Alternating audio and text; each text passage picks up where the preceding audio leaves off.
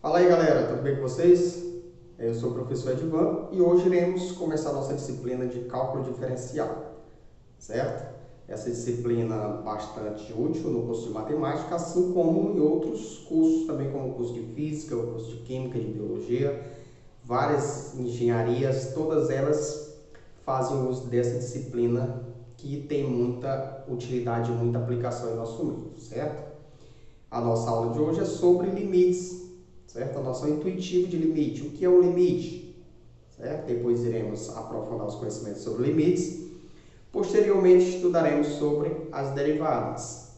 Então, a partir de agora, vamos conhecer sobre esse limite. O que é o limite de uma função, o que é o limite de uma sequência, certo?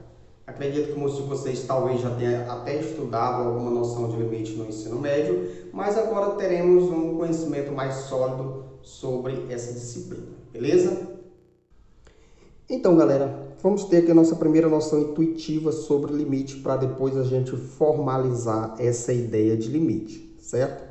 Para a gente entender o que seria o limite, o que é chegar no limite de algo, como o nome já sugere, vamos estudar aqui essa sequência. Imaginemos que eu tenho aqui uma certa fórmula, 1 sobre n, e que eu resolva substituir o meu n por 1, por 10, por 100, por 1000, por 1 milhão. Eu quero ver o que acontece com o valor dessa fórmula, né? Eu quero o que acontece, que valor eu vou me aproximar quando eu substituir, certo? Por exemplo, se eu substituir o n por 1, vai ser 1 dividido por 1, que eu vou ter como resultado 1. Se eu dividir o 1 agora por 10, 1 dividido por 10, eu vou obter 0,1. Dividindo o 1 por 100, eu obtenho 0,01. Dividindo 1 por 1000, eu obtenho aqui 0,001. Aí suponhamos que eu queira um número bem maior, certo? Eu vou dividir aqui o 1. Quanto eu vou ter aqui? 0,1, 2, 3, 4, 5 e 6. Eu não sei se vocês conseguiram perceber para onde é que essa sequência está me levando. Ou seja, qual é o resultado que eu estou obtendo à medida que esse número de baixo. Ou seja, esse número de baixo está se aproximando de um número cada vez maior e o resultado da minha sequência está se aproximando de um número cada vez menor. Vocês conseguiram perceber isso? Depois a gente vai ver como ler esse número se aproximando de um número maior ou de um número menor, certo? Novamente, eu tenho uma sequência e eu resolvi estudar essa sequência. Substituindo, eu tenho aqui uma fórmula e eu substituí esse valor de n para alguns valores, 1, 10, 100, 1000. E eu observei que à medida que eu divido um número por um número muito grande, o resultado se torna um número muito pequeno.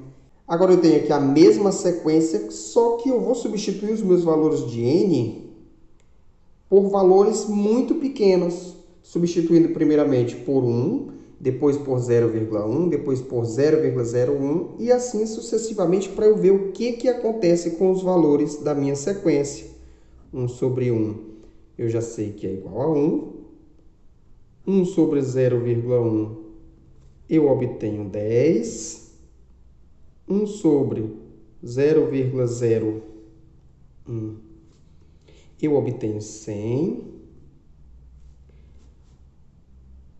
1 sobre 0,001 obtenho 1000. Vou dividir agora por um número bem menor. 1 dividido por 0,1, 2, 3, 4, 5 e 1. Eu vou obter aqui 1 milhão. O que você conseguiu perceber? Na primeira sequência, eu dividi o 1. Eu dividi o 1 por números cada vez maiores e o meu resultado foi cada vez menor. No meu segundo exemplo, eu peguei a minha sequência, substituí o valor de n por número cada vez menores e o meu resultado foi números cada vez maiores. Pessoal, em limite, eu posso escrever isso aqui da seguinte forma. Eu vou chamar aqui o resultado da minha sequência de S, né? Um S qualquer, igual a S. O que aconteceu? Quando o meu n se aproximava de um número muito grande, o meu S se aproximava de um número muito pequeno. Então, eu posso escrever essa notação da seguinte forma. O limite da minha sequência 1 sobre n, quando o n no meu primeiro exemplo, ele se aproximava de um número muito grande. Então, eu posso dizer que o número muito grande está tendendo para onde? Para infinito. O resultado da minha sequência, que eu chamei de sequência S, ele estava tendendo para onde?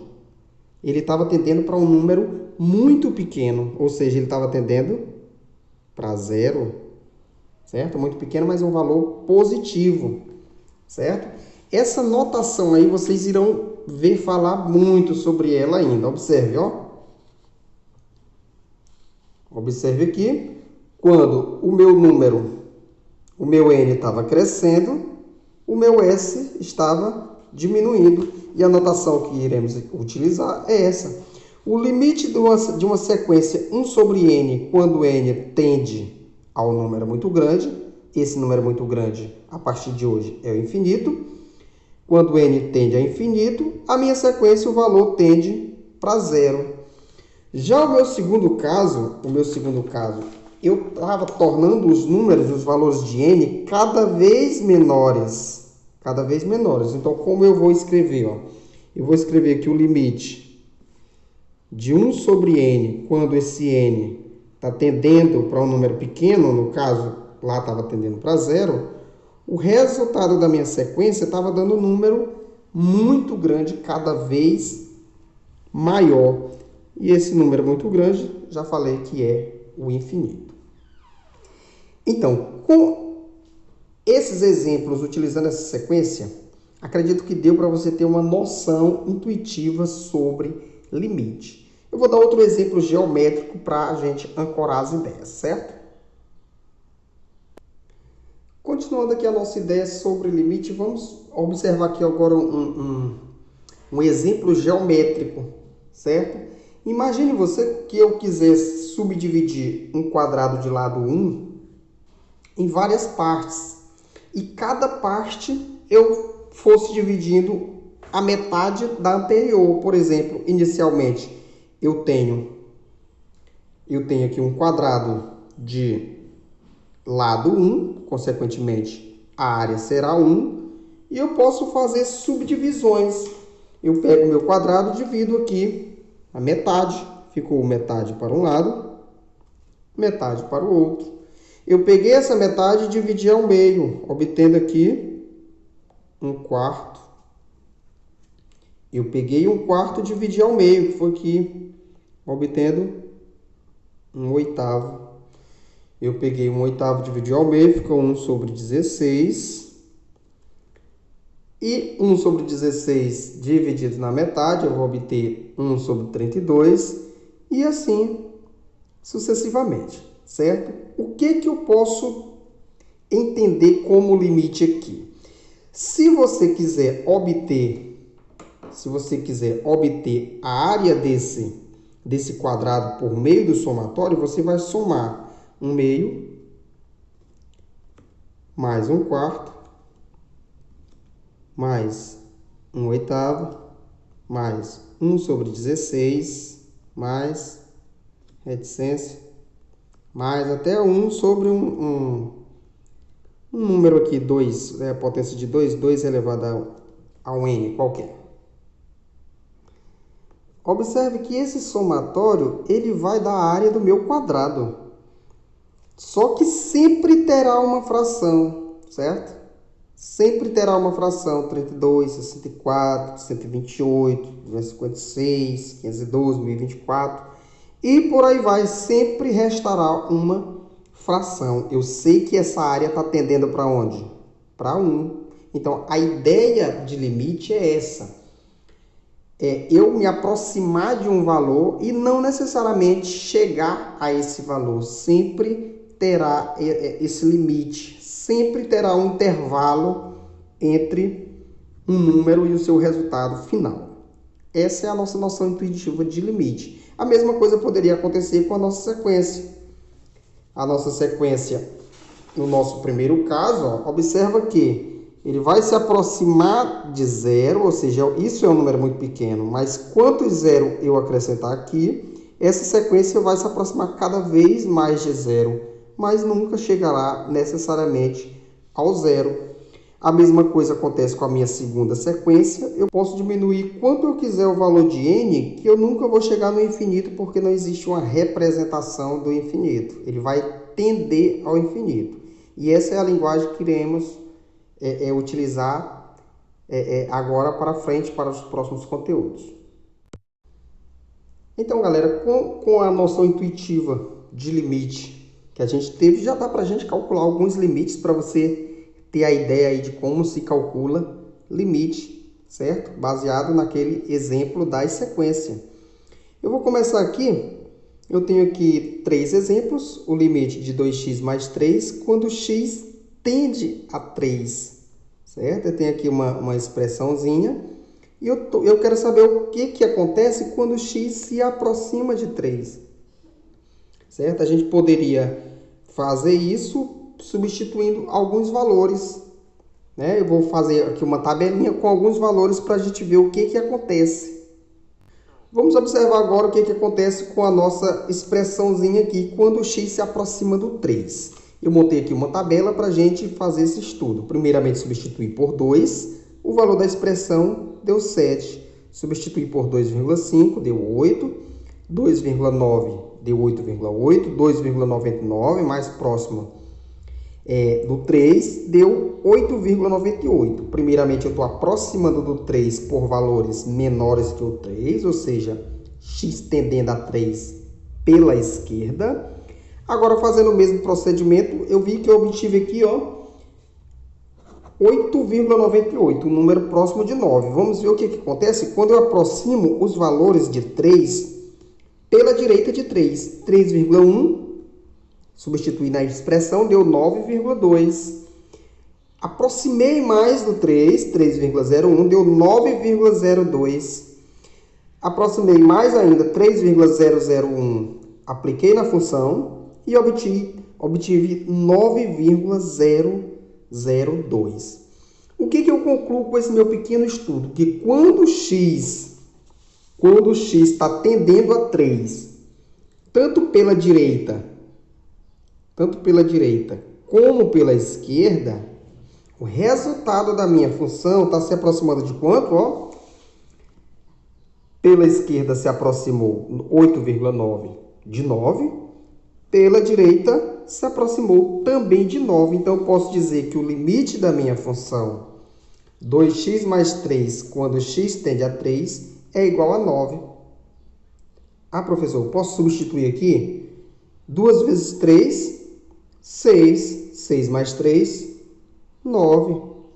Pode dar certo sempre? Não, nem sempre.